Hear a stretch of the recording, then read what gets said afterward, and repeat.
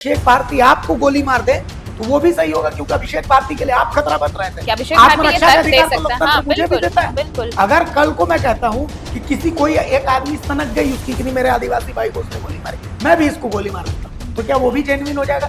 ये इसी को तो जंगल राज कहते हैं। An eye for an eye will make whole world blind. यही तो कहा था ना Mahatma Gandhi Martin Luther King. तो फिर आप जो है संविधान सीने में लिए घूमते हैं, संविधान घूमते हैं, कहाँ गए सूर्य आंध्रा के मामले में आपका संविधान? और आपने इसका मतलब कि यहाँ पर नक्सली बनने के लिए लोग को उकसाया है। आप चाहते हैं कि गोड्डा के लोग अब नक्सली बन जाए, आप चाहते हैं कि झारखंड में नेपाल जैसी हालत हो जाए। मजेदार इतने लोग सवाल उठा रहे हैं, आपने सीआईडी की जांच दे दी कि नहीं? सीआईडी जांच, लेकिन सीआईडी क्या जांच करे, किस चीज की जांच करे?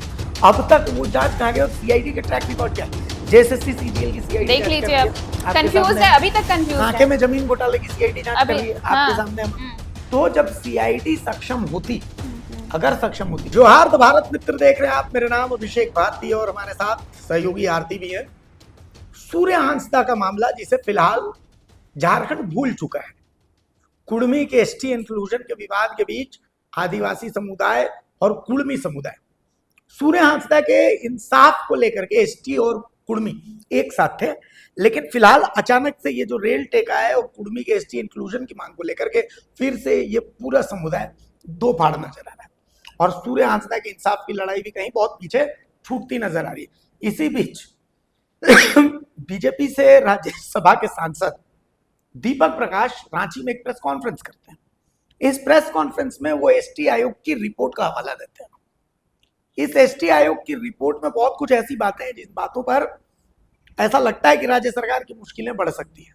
सबसे पहले दीपक प्रकाश की इस प्रेस कॉन्फ्रेंस को आपको सुनना चाहिए। पॉइंट वाइज उन्होंने 3-4 पॉइंट्स उठाए, उसके बाद हम लोग इस पर चर्चा करेंगे। पर पूरे प्रेस कॉन्फ्रेंस को सुनिए, इसमें की जो मुख्य बातें वो आपके सामने हम लेके आए। ये जो सम्मानित सदस्य हैं, ऐसे सभी सम्मानित 5-6 सम्मानित सदस्य हैं, उनके द्वारा उस क्षेत्र का भ्रमण किया गया और उसमें सम्मानित सदस्य राष्ट्रीय अनुसूचित जनजाति आयोग के सदस्य श्री निरुपम चाकमा तथा माननीय सदस्य आशा लकड़ा जी के नेतृत्व में ऐसे 6 अतिरिक्त, जिसको योगेंद्र प्रसाद यादव, एच.आर. मीना, राहुल यादव जी, श्री राहुल कुशेश्वर जी, प्रीति रंजन चाकमा, इन लोगों ने घटना स्थल का निरीक्षण किया और घटना स्थल का जब निरीक्षण किया तो स्पष्ट रूप से पाया कि वहां पर कोई घना जंगल नहीं था। वहां पर मुठभेड़ 1 घंटे दिखाया गया, लेकिन कोई गोली के निशान कहीं पर अगल बगल, कहीं आस पड़ोस में कहीं पर देखा नहीं। इतना ही नहीं, कोई गवाह भी नहीं है कोई गोली की आवाज सुनने का, किसी प्रकार के विस्फोटक चीजों की आवाज का भी कोई वहां आवाज है। और सबसे दुर्भाग्य है कि वहां पर कोई, जहां पर घटना घटती है तो क्राइम सीन को, जहां पर घटना की प्रकार की घटती है तो उसको सुरक्षित किया जाता है, वहां पर कोई नहीं।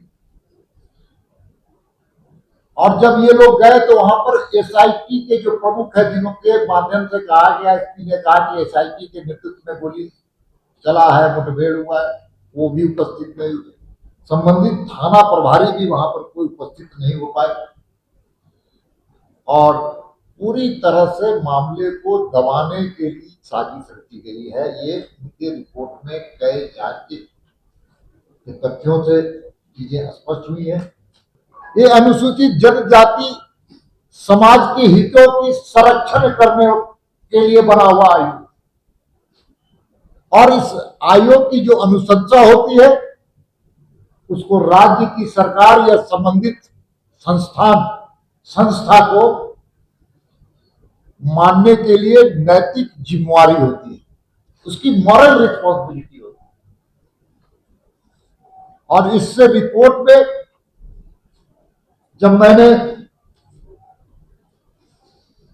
9 अगस्त को सूर्या हांसदा को गिरफ्तारी देवघर जिले में दिखाया गया, मोहनपुर प्रखंड में भारतीय न्याय संहिता में इस बात का उल्लेख है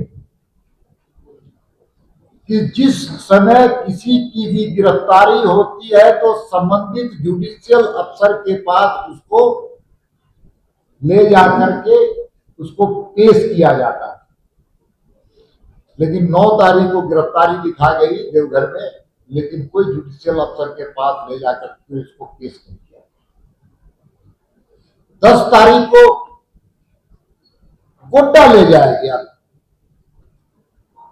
दिन भर गोड्डा में रखा गया पुलिस के अनुसार, लेकिन उस वक्त भी कोई जुडिशियल अफसर के पास उसको पेश नहीं किया गया। एक किसी भी गिरफ्तार व्यक्ति को 24 घंटे से ज्यादा कोई पुलिस कस्टडी में रखने का न्याय संहिता में कोई अधिकार नहीं दिया, और रात को 10 बजे उसको फर्जी मुठभेड़ से मारा गया। उसी के संदर्भ में मैंने पूरी चीजों की जानकारी अनुसूचित जनजाति आयोग को देने का काम किया था। सबसे बड़ी बात है कि ये जो तस्वीर जारी की गई है वो बड़ा विभत्स है। कोई जिंदा आदमी को गोली मारा जाता है तो उसकी निशान कुछ अलग प्रकार के होते हैं, जिसका उन्होंने उल्लेख किया है। दूसरी सबसे बड़ी बात है कि जो फोटो है, फोटोग्राफ्स है, उससे स्पष्ट है कि इनको पहले दूसरे यातना से मारा गया। ये तस्वीर इस बात का उल्लेख है कि पूरी तरह से ये काला दृश्य आप सबको दिखता होगा। गोली लगने से कोई इस प्रकार का जला हुआ दृश्य नहीं हो सकता है।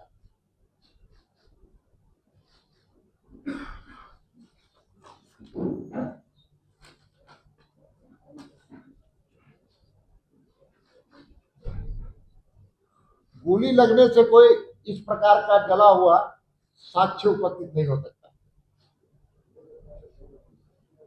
इसलिए पूरी तरह से एसटी आयोग ने इस मामले को सीबीआई से जांच करने की अनुशंसा की है। एसटी आयोग का, मेरा नहीं है, एसटी आयोग है जो संवैधानिक संस्था है। आदिवासियों के हित के लिए काम करने वाला आयोग का गठन संविधान में। दूसरा उसने कहा है कि वहां पर जो उपस्थित पदाधिकारी थे, इस मुठभेड़ में शामिल थे, उनको तत्काल ट्रांसफर किया जाए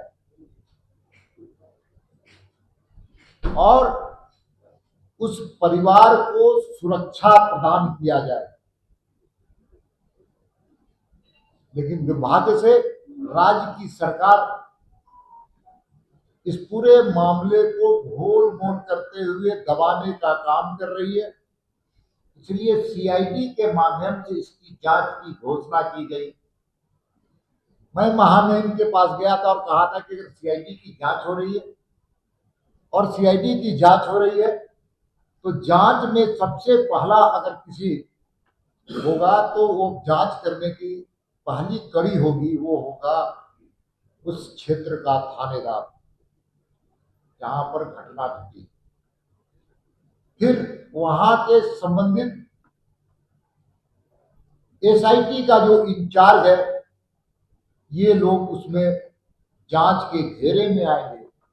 लेकिन राज्य की सरकार की नीयत और स्पष्ट रूप से साफ है कि सीआईडी की जांच का आदेश तो दिया गया, लेकिन संबंधित अधिकारी वही थानेदार वहां पर बैठे हुए हैं, वही डीएसपी बैठे हुए हैं, वही एसआईटी के इंचार्ज बैठे हुए हैं और वो साक्ष्य मिटाने में सफल हो रहे हैं। राज्य की सरकार की नीयत अगर ठीक होती तो कम से कम वहां से अफसरों को हटा करके सीआईडी की जांच प्रारंभ। इसलिए पूरी तरह से मामले को घालमेल करते हुए राज्य की सरकार, एक युवा नेता, एक सामाजिक कार्यकर्ता जो आदिवासियों की हित की लड़ाई लड़ता था, विस्थापितों की लड़ाई लड़ता था और पत्थर माफिया के खिलाफ, कोयला माफिया के खिलाफ संघर्ष करता था। और जब जब वो संघर्ष करता था विस्थापितों के लिए तो एक मुकदमा दायर जाता था। जब वो पत्थर माफिया के खिलाफ लड़ता था तो 2 मुकदमे करता था। जब कोयला माफिया के खिलाफ लड़ता था तो 5 मुकदमे दायर किए जाते थे। इसलिए जो उस पर मुकदमे थे वो समाज के हित में काम करता था, तब उस पर मुकदमे किए जाते थे। और आज तक वो सजा याफ्ता नहीं, किसी केस में सजा नहीं हुआ, ना एब्सकॉन्डर था, ना उस पर कोई वारंट था। और जिस मुकदमे में उसको कह करके फर्जी मुठभेड़ मारा गया उसमें नेम्ड FIR भी नहीं था। इसलिए पूरी तरह से वहां पर पूरे संथाल परगना में खनिज संपदा की लूट करने वालों को छूट ये सरकार की है और उनके इशारे पर ही हत्या की गई। इतना ही मुझे कहना था। बहुत बहुत धन्यवाद। सुन लिया आपने। दीपक प्रकाश अपनी इस प्रेस कॉन्फ्रेंस में सूर्या हांसदा से जुड़ी कुछ बातें रखते हैं। एसटी आयोग की जांच रिपोर्ट में वो कहते हैं कि जांच रिपोर्ट में इस बात का उल्लेख है कि सूर्या हांसदा को जब अरेस्ट किया गया उसके 24 घंटे तक किसी जुडिशियल मजिस्ट्रेट के पास पेश नहीं किया गया। उसे देवघर में अरेस्ट किया गया और उसके बाद उसे गोड्डा लाया गया। और गोड्डा में जिस जगह पर उसका एनकाउंटर हुआ वहां ना बहुत जंगल है ना कुछ है, ना गोलियों के खोखे मिले। सबसे गजब बात है कि वो जगह अगर जांच की जगह थी तो वो जगह बिल्कुल एकदम उसको सेपरेट कर देना चाहिए था, लेकिन ऐसा कुछ भी नहीं हुआ था। यहाँ तक कि एसटी आयोग की जब जांच चल रही थी तो जो स्थानीय थाना है उस थाना का सहयोग भी प्राप्त नहीं हुआ। बिल्कुल, इस रिपोर्ट को आप देखेंगे तो बहुत सारी चीजें सामने आएंगी और तथ्यों में बहुत बदलाव सामने आएगा जो पुलिस की तरफ से दिया गया है, जो स्थानीय प्रशासन ने वहां पर दिया है और अब जो आज दीपक प्रकाश ने ये रिपोर्ट दिखाई है। इन दोनों रिपोर्ट को आप देखेंगे तो कितना विरोधाभास है। इसी से समझिए कि ये कहा गया कि एनकाउंटर हुआ वहां पर। एनकाउंटर का मतलब ही यही होता है कि दूसरी तरफ से भी गोलीबारी हुई है, तब जाकर जवाबी कार्रवाई में पुलिस को गोली चलाना पड़ा है। वरना अगर किसी को यूं ही अगर पकड़ना होता है, अरेस्ट करना होता है, तो पुलिस के पास ये भी ऑप्शन है कि या तो वो लाठी डंडे का इस्तेमाल करेगी या पैर में गोली चलाएगी ताकि अपराधी जो है वो थोड़ा रुक जाए तो उसे पकड़ने में आसानी होगी। लेकिन यहाँ पर ऐसा कुछ नहीं। जो पोस्टमार्टम रिपोर्ट आई उसके हिसाब से सूर्या हांसदा के पेट में गोली लगी है। अगर वो भाग भी रहे होते तो पीठ में गोली लगती। तो ये रिपोर्ट कई ऐसी चीजों की ओर इशारा कर रही है कि क्या वाकई जो ये आरोप लग रहे हैं कि क्या सच में ये एक फेक एनकाउंटर था, क्या ये पूरी प्लानिंग थी, पहले से स्ट्रैटेजी तैयार की गई थी कि किसी भी तरह इस सूर्या हांसदा का काम तमाम करना है, तो इसके लिए जैसे भी हो उसके बाद एक पूरी स्क्रिप्टिंग की गई और वो स्क्रिप्टिंग इस तरह से की गई ताकि लोगों को ये सच लगे। लेकिन अब जो एसटी आयोग की तरफ से जो ये रिपोर्ट आया है उन सारी चीजों की एक एक कर पोल खुल रहा है। जितनी चीजें उधर से कही गई हैं आप मिलाइए, इनमें से कहीं भी आपको समानता नजर नहीं आएगी। तो इसलिए सवाल अब इस रिपोर्ट के बाद तो जरूर सवाल उठेंगे। रही बात कि भाई ये मुद्दा आखिर गुम कहाँ हो गया, जब एनकाउंटर हुआ उसके बाद जब भारत मित्र ने सबसे पहले इस खबर को दिखाया था उसके बाद सारे मीडिया चैनल और सारे पॉलिटिकल पार्टीज जिन्हों अपने आप को इससे पीछे बताते नजर आते, कहीं भी कोई नजर नहीं आ रहा था, कोई भी उनसे अपनी पहचान जोड़ने की कोशिश नहीं कर रहा था। लेकिन जैसे ही हमने इस मुद्दे को दिखाया उसके बाद बाकी मीडिया चैनल्स आए, पॉलिटिकल पार्टीज और सबसे पहले इसमें JLKM सामने आया कि हमारा नाता रहा क्योंकि वो प्रत्याशी रह चुके थे JLKM से इस बार के चुनाव में। तो जब सब खड़े हुए तो लगा एक बड़ा आंदोलन होगा, सूर्या हांसदा को इंसाफ दिलाने के लिए सब इकट्ठे हो गए। क्या संताल, क्या आदिवासियों के अलग अलग जो है ट्राइब, जो अलग अलग संगठन है वो, प्लस पॉलिटिकल पार्टी जो राजनीतिक दल है, सब इकट्ठे आ गए कि उन्हें न्याय दिलाना है, इंसाफ दिलाना है। लेकिन ये सब चीजें अब गुम हो गई हैं। अभी जो अगर एक चीज देखें तो सबसे ज्यादा फोकस अगर कुछ है तो कुर्मियों का जो रेल टेका आंदोलन है 20 सितंबर को, सारा मीडिया सारा कवरेज जो है वो सब उस पर फोकस्ड है। तो क्या ये आवाज दब गई है? लेकिन आज जो दीपक प्रकाश ने ये रिपोर्ट दिखाई, प्रेस कॉन्फ्रेंस किया, जो सवाल उठाए हैं, इन सवालों का जवाब अब उन्हें देना होगा जिन्होंने अपनी एक रिपोर्ट तैयार की थी, जिन्होंने अपनी एक थ्योरी पेश की है सूर्या हांसदा के एनकाउंटर को लेकर। इस आयोग की रिपोर्ट और उस थ्योरी में कहीं भी कोई समानता नजर नहीं इसमें आती। एक चीज और है, एनकाउंटर अमन साहू का भी हुआ। बिल्कुल। कल परसों मुठभेड़ हुई, मुखदेव यादव 5 लाख का इनामी था, उसको मार गिराया गया। कल सहदेव सोरेन 1 करोड़ का इनामी था, 1 करोड़ उसको का मार इनाम। गिराया। हाँ। इन सब पर हमने कहाँ सवाल उठाया?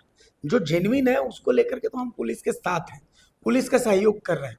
लेकिन सूर्या हांसदा के ऊपर, सहदेव सोरेन के ऊपर आरोप था कि वो बाबूलाल मरांडी के बेटे की जो हत्या हुई थी, सहदेव सोरेन उसमें शामिल था। मुखदेव यादव जो था वो टीएसपीसी का सक्रिय सदस्य था, 5 लाख का इनामी था, कई गंभीर मामले थे। लेकिन सूर्या हांसदा का एनकाउंटर आपने किया, ठीक है ना, किया, आपका क्षेत्राधिकार, आपको लग रहा है कि सूर्या हांसदा कानून व्यवस्था के लिए खतरा हो सकता था तो आपने किया। लेकिन ये बात तो आप बताएंगे कि मौजूदा समय में सूर्या हांसदा कानून व्यवस्था के लिए कौन सा खतरा था? आखिर उसने मौजूदा समय में पिछले 1 साल में ऐसा कौन सा मर्डर को अंजाम दिया था, पिछले 1 साल में ऐसा कौन सा गंभीर वारदात को अंजाम दिया था जिससे मतलब अलकायदा जैसे संगठन, चूंकि आपने एनकाउंटर किया तो समझ में आता है कि ठीक है कोई बहुत गंभीर खतरा हो, लेकिन ये तो अब पब्लिक डोमेन में आपको बताने की जरूरत है कि आखिर ऐसा। हेमलाल मुर्मू जो है वो पूरा पोथा लेकर के कि भाई शार्प शूटर था, वो उससे डर लगता था, तमाम बातें वो कह रहे हैं। लेकिन सूर्या हांसदा कौन से मामले में कन्विक्ट हुए, कौन से मामले में मुख्य अभियुक्त थे जिसमें उन्होंने मर्डर कर दिया और साबित हो गया कि उन्होंने मर्डर किया? जैसे भाई गौरव सिंह जो डीजीएम थे एनटीपीसी के, उनके मर्डर का जो मामला था हजारीबाग में, तो अमन साहू ने उसकी जिम्मेदारी ली। अमन साहू ने कई फिरौती के मामले में, फायरिंग के मामले में जिम्मेदारी आपराधिक मामले थे ली ना। सहदेव सोरेन की संलिप्तता सबको पता है, लेकिन सूर्या हांसदा की संलिप्तता किसमें किसमें थी? अभी जब वो पाकुड़ में साहेबगंज के जिरवाबाड़ी में जो है वो बोरियो जहां पड़ता है, बोरियो, तो बोरियो में जहां वो खदान में उसने आग लगवाई, कहा जा रहा है कि वहां पर आग लगवाई उन्हीं मामले को लेकर के। तो आग अगर उसने कहीं पर लगवाई, रंगदारी मांगी, तो रंगदारी मांगने वाले को आप एनकाउंटर कर दीजिएगा? मतलब इतना कौन सा कानून का? और बड़ी बात ये भी है भारती कि देखिए ये भी एक थ्योरी का ये भी था एस्पेक्ट, एक पहलू ये भी था कि ये कहा गया कि उन्हें तो सरेंडर करने को कहा जा रहा था और बकायदा मतलब बार बार पुलिस कह रही थी कि आप सरेंडर कर दीजिए, वो सरेंडर नहीं कर रहे थे। तो इसके पीछे भी जरा उनके परिवार वालों को, अभी तक जिन्होंने भी सुना होगा, आप समझिए तो भाई जब वो सरेंडर करने की तैयारी भी कर रहा था तो फिर एनकाउंटर की जरूरत क्यों पड़ी? वो तो कह रहे हैं कि वो तैयार हो चुके थे, क्योंकि वो बीमार थे, इलाज चल रहा था उनका और वो लौटे ही थे। उसी के दौरान ये सारी प्लानिंग की गई और फिर उनका एनकाउंटर किया गया। आपके हिसाब से सरकार जो कह रही है उसके हिसाब से एनकाउंटर सही हो सकता है, या जो विरोधी कह रहे हैं उसके हिसाब से एनकाउंटर गलत हो सकता है, लेकिन तथ्यों से आप इनकार कैसे कर सकते हैं? ये जो रिपोर्ट आई है, रिपोर्ट में जितने सवाल उठाए गए हैं, ना वहां कोई घना जंगल था, ना ही वहां पर गोलियों के ऐसे कोई निशान, अगर क्रॉस फायरिंग हुई है तो गोलियों के निशान होने चाहिए, वो भी नहीं है। अच्छा, और भी बहुत सारी चीजें हैं। मैटर ये नहीं है कि सूर्या हांसदा सही था या गलत था, ये मैटर नहीं है। मैटर ये है कि अगर इस घटना को ऐसे ही आपने जाने दिया तो कल को अगर अभिषेक भारती को, आरती सिंह को, किसी को भी, मैं कहता हूं किसी को भी, आप घर में जो मोबाइल पर देख रहे हैं, आपको पुलिस ने 2 गोली मार दी तो आपके लिए भी वो कहते हैं वो पुलिस के पास ये कारण है कि नहीं उससे हमें खतरा था, हाँ। उससे हमें खतरा था, तो फिर तो आप नक्सलवाद को जन्म देंगे। इसके बाद नक्सलवादी से नक्सलवाद का जन्म क्यों हुआ था? जमींदार जो थे वो अत्याचार करते थे, पुलिस जो है वो दमन करती थी, इन नीतियों के खिलाफ नक्सलवाद का जन्म हुआ था। तो आप इसका मतलब कि आप लोगों को नक्सली बनने पर मजबूर कर रहे हैं। आप लोकतांत्रिक व्यवस्था में खुद जब विश्वास नहीं करते तो फिर नक्सली जब आपको मार रहे हैं तो आप उसको गलत कैसे कह सकते हैं? इसका मतलब कि सूर्या हांसदा को आपने मार दिया क्योंकि आपके लिए वो कानून व्यवस्था के लिए खतरा था। तो इसका मतलब कल को अगर अभिषेक भारती आपको गोली मार दे तो वो भी सही होगा, क्योंकि अभिषेक भारती के लिए आप खतरा बन रहे थे। आत्मरक्षा का अधिकार तो लोकतंत्र मुझे भी देता है। बिल्कुल। अगर कल को मैं कहता हूं कि किसी कोई एक आदमी सनक गई उसकी कि नहीं मेरे आदिवासी भाई को उसने गोली मारी, मैं भी इसको गोली मार देता हूं, तो क्या वो भी जेन्युइन हो जाएगा? ये इसी को तो जंगल राज कहते हैं, an eye for an eye will make whole world blind. यही तो कहा था ना Mahatma Gandhi Martin Luther King. तो फिर आप जो है संविधान सीने में लिए घूमते हैं, संविधान करते हैं, कहाँ गए सूर्या हांसदा के मामले में आपका संविधान? और आपने इसका मतलब कि यहाँ पर नक्सली बनने के लिए लोगों को उकसाया है। आप चाहते हैं कि गोड्डा के लोग अब नक्सली बन जाए, आप चाहते हैं कि झारखंड में नेपाल जैसी हालत हो जाए। मजेदार बात यह है कि जितने मामले सूर्या हांसदा पर और जिस तरीके के मामले दर्ज हैं सूर्या हांसदा पे, हमारे कई माननीय हैं जिन पर उनसे ज्यादा और उससे गंभीर आरोप है, संगीन मामले हैं। वही बोल रही हूँ मैं, संगीन मामले। तो अगर वो कानून व्यवस्था के लिए खतरा हो सकते थे तो फिर बाकी कानून व्यवस्था के लिए खतरा क्यों नहीं है? उनके लिए भी कार्रवाई होनी चाहिए। तो एक बार देखिए, यही कहा जा रहा है कि अगर आप लोकतांत्रिक व्यवस्था में अगर विश्वास रखते हैं तो इसे बनाए रखने के लिए, इसकी मजबूती के लिए आपको ऐसे उदाहरण भी पेश करने होंगे जिससे लोकतंत्र में लोगों का विश्वास बना रहे। अगर किसी को किसी से खतरा हुआ और किसी को निपटा दिया जाए, किसी को गोली मार दी जाए और ये कहा जाए कि कानून व्यवस्था को इससे खतरा था, लॉ एंड ऑर्डर इससे खराब हो सकता था, तब तो फिर आप देखिए कोहराम मच जाएगा। तब तो हर एक दूसरे के लिए, जिसमें इतनी मतलब आज के जमाने में लोग एक दूसरे से इतनी ज्यादा वैमनस्यता रखते हैं, तब तो फिर एक दूसरे का खात्मा करेंगे, कहेंगे वो मेरे लिए खतरा था, वो मेरे लिए खतरा था, इसलिए ये खत्म हुआ। तो चीजें अब जब चीजें धीरे धीरे खुल रही हैं, तो इन चीजों को अगर आप पैरेलल देखेंगे तब आपको समझ में आएगा कि जो थ्योरी पेश की गई है और जो अब तथ्य सामने आ रहे हैं, जो फैक्ट सामने आ रहे हैं, वो इससे मिलते नहीं है। तो फिर सवाल अब सरकार और सिस्टम और प्रशासन और पुलिस पर तो उठेंगे। अच्छा, और इन सब दीपक प्रकाश की प्रेस कॉन्फ्रेंस को जब सुनिएगा, लास्ट में वो एक बात बता रहे कि जब आप इस डेड बॉडी को, सूर्य हंसदा की डेड बॉडी को देखिएगा, तो कहते हैं कि पहले सूर्य हंसदा को जलाया गया है, टॉर्चर किया गया है। उनकी फोटोज से ये चीजें दिख रही है और ये बहुत लंबे समय से बात उठ रही है। ये देखिए जयराम महतो उनके परिजन ये कहते हैं, ये बात सवाल ये है कि आपने कह दिया कि नहीं वो खतरा था, मामला क्लोज हो गया। जब इतने लोग सवाल उठा रहे हैं, आपने सीआईडी की जांच दे दी कि नहीं, सीआईडी जांच कर, लेकिन सीआईडी क्या जांच कर रही है, किस चीज की जांच कर रही है, अब तक वो जांच कहाँ गई और सीआईडी के ट्रैक रिकॉर्ड क्या है? जेएसएससी सीजीएल की सीआईडी देख लीजिए, अब कंफ्यूज है, अभी तक कंफ्यूज है। आंखें में जमीन घोटाले की सीआईडी जांच कर रही है आपके सामने। तो जब सीआईडी सक्षम होती, अगर सक्षम होती, सीआईडी राज्य सरकार की एजेंसी है, तो जाहिर सी बात इसमें राज्य सरकार फंस रही है, तो राज्य सरकार के खिलाफ सीआईडी कब जाएगी? आज तक इतिहास में कभी ऐसा हुआ कि सीआईडी ने कोई ऐसी रिपोर्ट दी है जिससे राज्य सरकार के किसी मंत्री को इस्तीफा देना पड़ा है? झारखंड के इतिहास में कभी नहीं हुआ। तो जाहिर सी बात है सीआईडी राज्य सरकार की एजेंसी, या तो आप किसी स्वतंत्र जांच एजेंसी से जांच करवाइए, वो भी नहीं तो किसी रिटायर्ड जज की अध्यक्षता में आपको एक टीम बना दीजिए, हाँ, एक समिति बना दीजिए, बिल्कुल। तो कुल मिलाकर के सूर्य हंसदा के मामले में एक बात तय है कि सरकार बिल्कुल फंसती नजर आ रही है। लेकिन फिर से बात वही है, मैंने हमेशा से एक बात कही है कि हेमंत सोरेन इस बात को इसलिए लाइटली लेंगे क्योंकि वो जानते हैं कि वो झारखंड में आदिवासियों और खास करके संथाल आदिवासी के सबसे बड़े चेहरे, ये एकमात्र बड़े चेहरे। आपने देखा कि सीरम टोली फ्लाईओवर का मामला, एक समय ऐसा लगा कि सरकार बिल्कुल फंसी हुई है, लेकिन बहुत आसानी से इन्होंने सॉल्व आउट कर लिया और उसका चुनाव में कोई इम्पैक्ट भी नहीं होने वाला। नगड़ी का मामला, हेमंत सोरेन कितनी हाई तौबा मची, बहुत रिलैक्स है कि ठीक है रिम्स वहीं बनेगा और मुद्दा भी खत्म हो जाएगा। इसी तरीके से सूर्य हंसदा के मामले में भी सीएम हेमंत सोरेन बिल्कुल रिलैक्स है। इनको पता है कि झारखंड के संथाल आदिवासियों का सबसे बड़ा चेहरा है, तो मजबूरी में भी उनको वोट जो है वो हेमंत सोरेन को ही जाना। और कुछ दिनों के बाद, अब जैसे ये कुर्मी रेल टेका, अभी कुछ महीने हुए सूर्य हंसदा को, ये भूल गए, तो ऐसे में आने वाले 4 सालों में तो सूर्य हंसदा को इतिहास से मिटा दिया जाएगा, ये मैं आपको यकीन से बता दे रहा हूँ। तो कुल मिलाकर के ये मामला ठंडे बस्ते में चला गया और इस मामले में बहुत कुछ अब उम्मीद मत रखिए। लेकिन फिर भी एक इस तरह से जो विपक्ष है, अगर इस तरीके से मजबूती के साथ अगर चीजों को सामने लेकर आता है, तो लोकतंत्र में यही चीजें एक उम्मीद की किरण तो उसमें भी मैं एक बात बताता हूँ, विपक्ष है लेकिन विपक्ष के 3-4 धड़े हैं ना, वो भी तो देखिए। हाँ, ये आप देखिए कि आज दीपक प्रकाश प्रेस कॉन्फ्रेंस कर रहे हैं, कुछ दिन पहले बाबूलाल मरांडी कर रहे थे, उसके बाद चंपाई सोरेन, लेकिन एकजुटता नहीं है, एकजुटता नहीं है। तो जब एकजुटता नहीं रहेगी तो ये बाकायदा सरकार भी जानती है कि आपस में फूटे, आपस में लड़ मरेंगे, इनका कोई समाधान नहीं हो सकता। और झारखंड की भी यही स्थिति है, झारखंड अभी रेल टेका पर बहस को लेकर के बिजी है।